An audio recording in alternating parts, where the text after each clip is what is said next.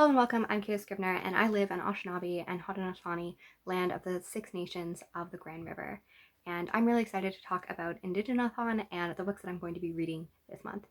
I am very much a mood reader, as in, I have a hard time reading a book if I'm not in the mood for it. So there's a lot of books by Indigenous authors that I'm going to be listing. I am hoping to read most of them, but if I don't read them this month, I am planning on reading them next year probably because, it's already November. These are books that I hope to read in the near future, and I'm very excited to read this month. I am going to be trying throughout to pronounce these to the best of my abilities, and I looked up some pronunciations and stuff, but I have phonetic dyslexia, which means the synapses in my brain don't really work to connect how phonics works in English, and it's even harder for me to do that in languages that I'm not as familiar with. So I'm going to be trying my best. Please feel free to correct me or leave pronunciations in the comments because that would be really helpful. I tried to find as many as I could and look them up, and I actually found some amazing resources through that. There is an amazing talk that was by Billy Ray Belcart about political art, which I absolutely loved. Throughout, it's really brilliant. I really love the way that he talks. I really love the way that he interconnects different fiction and nonfiction, and how he really just reading his memoir this summer made me feel like the most authory I've ever felt, where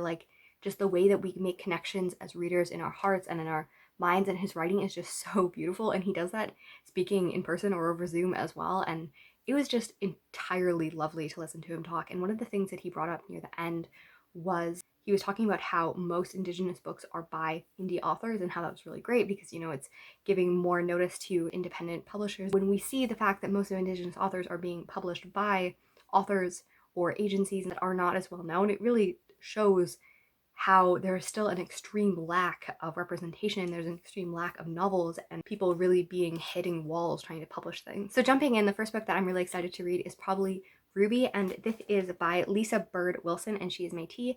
And this is a book about an adopted woman who was adopted by a white family, and then her parents divorced, and she kind of really struggled to find out who she is, and she's finding her identity as an Indigenous woman in her 19.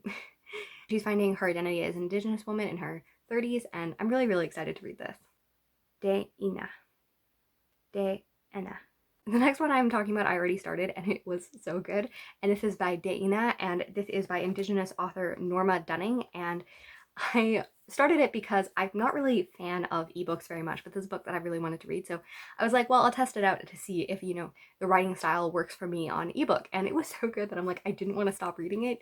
So I might finish this before November, but it is a book of short stories featuring enough characters. I'm really struggling to say the word Deina, which is probably a butchering because it starts with a T and my mind just really doesn't like that. But it's a word in Inuit that means unseen one, so it's really looking at all of these different stories, and her writing is already so clear and so beautiful and really just enmeshing. I just really didn't want to set it down. The next book I've actually started and stopped a few times because I started to read it in summer, and it's called Moon of the Crested Snow, so really just wasn't feeling the vibes in the July heat. But this is by Waubgeshig Rice, and he is of the Anishinaabe tribe of Waubgeshig First Nations. I'm very excited to dive back into it. It feels like November, especially late November, is going to be perfect for this. So it's this kind of apocalyptic novel where really just out in the middle of nowhere, and this man comes back from hunting and everything is dark, and then food is drying up, and then people start coming, and I'm very intrigued to go it. I really like dystopians, and I really love seeing all of that stuff, so I'm really excited to read this as,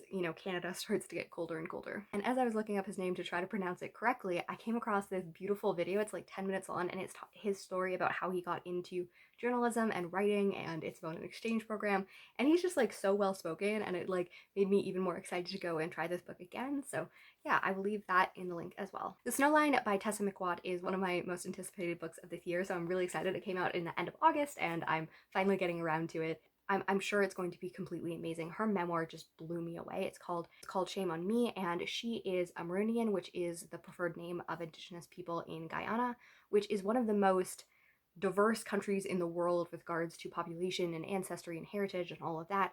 And she writes a beautiful memoir about her experiences of being between black and white, between Indigenous and Latinx and all of these different cultures. And she grows up in Canada.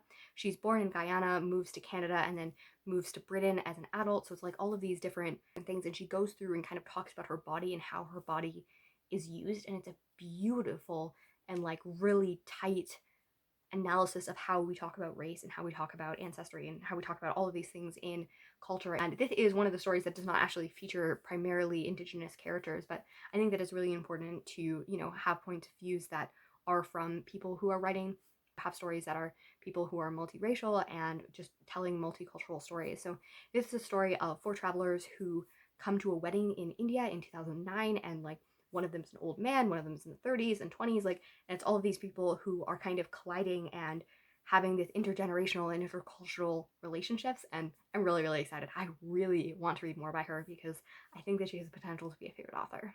From the time that I heard about this book, I was so excited, and it's called We Had a Little Real Estate Problem. I'm a little bit less psyched now that I know that it's not by an Indigenous author. After finding this out, I did look up Indigenous reviews as well as an interview by himself, and how, you know, he really wanted to be very tentative in writing this, and he really wanted to not curate it through his own lens, but instead try to just promote especially stand-up comedians who are Indigenous. I'm definitely going to go into it with more hesitancy than I would have before, but I'm still excited to do it. I think that the way that we use comedy as, you know, coping mechanisms and stuff like that, and as a way of allowing people into conversations that they might not be allowed on serious grounds, is interesting.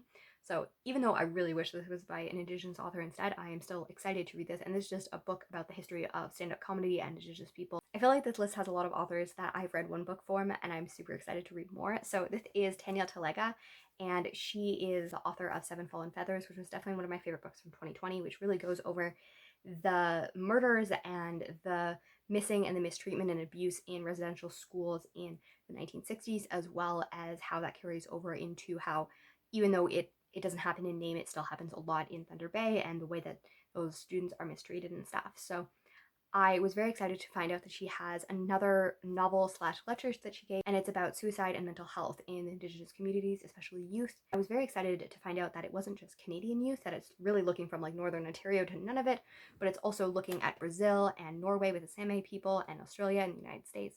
I'm really excited for this because I was really looking for a broader scope on this. Like, I have to rely lots on libraries, and all of these books are by Canadian authors. Looking forward to hopefully finding books that talk about Indigenous experience outside of Canada, and, you know, preferably outside of the United States. Like, there's such a broad view that, you know, Canada and the United States get most of the conversations around Indigenous groups, and, you know, there's thousands of groups all around the world. I feel like a lot of these books are either, you know, more nonfiction in focus, or like very heavy or very adult. So I was very excited to kind of look through and find a beautiful fantasy book that is a middle grade book, and this is by David A. Robertson, and he is Cree, and this is called The Barren Ground, and I might read the sequel as well. And pretty much it's about these two Indigenous kids that were separated from homes and find friendship in a foster home, and then they go through this portal and they find this new world, and it's them going through all of these things and having adventures in this time, and like they're trying to save the world. As much as it's important to talk about trauma and things that affect Indigenous people, it's also really important to have Indigenous joy, to have beautiful moments, and have moments where trauma and hurt and suffering is not the focus of it, and that joy is allowed to take the purpose, and that fantasy and, you know, all of those things that we are allowed to imagine ourselves in isn't just for white people. The next book that I have is Indigenous Relationships, and this is by Bob and Cynthia Joseph, and they are Ganawake, and the subheading of it is Insights, Tips, Suggestions to Make Reconciliation a Reality. And this is a sequel to 21 Things You Should Have Known About the Indian Act, and that one has like a million holes in it all the time, so I'm not able to get that one. So I'm not sure if I'll be able to read this before, but I will see if it's confusing or if I'm missing context from that. The next book on here is a book that I've been putting off for way too long, and I'm really excited to read it, and this is Johnny Appleseed, and this is by Joshua Whitehead, and he is a G Cree. So he is two-spirited, but is using he pronouns. So everywhere I could find, he used he pronouns, and he doesn't have it listed on his social media, so I'm assuming that's okay, but I'm, you know, always want to be sensitive to people's pronouns. This is about a young two-spirited person who has spent all of their life in the country, and they are now going to the big city, and they are fetishizing themselves in cybersex circles and stuff like that in order to make a living. Really about their life there, and then going back to the reserve and just having those experiences. So it's a book that I feel like is going to be very heavy, so I've been putting it off, but I'm very excited to read it as well. As a side note, NDN is normally a reclaiming of the word that has been used as a slur for many generations, and I'm not really sure how it's pronounced, and that's why I was listening to videos by Billy Ray Alcott, and he pronounces it the traditional way, so really not sure. This is called Coping Mechanisms, Notes from the Field. If listening to him speak has anything to do with his other novels, I am really, really excited to like read more of him. I just really love the way that he writes, and this is just looking about how violence reverberates through centuries and how coping mechanisms have and all of that. So very, very excited for this. Very quickly, because I'm running out of time, I have Strangers by Katharina Vermette, and she is Métis, and this is a story about intergenerational Sega that really looks at how connected we are even when we are forced to separate. So I'm assuming this will have something to do with residential schools or the 60s scoop. Very excited to read it, and I've been meaning to read her for literal years. I have like 5 of her books on my TBR, so this is her newest one. Anyways, let me know which books you have been hoping to read lately by Indigenous authors. Please leave some recommendations in the comments, and I really look forward to chatting with you there. One of the hosts, Michelle, really commented on the fact that even if you don't have great resources at your libraries and stuff, you can always look online, and you know, just Googling has so many awesome own voices conversations that are free online. So please partake in that, but also please partake in reading books in this month, and I think it'll be great.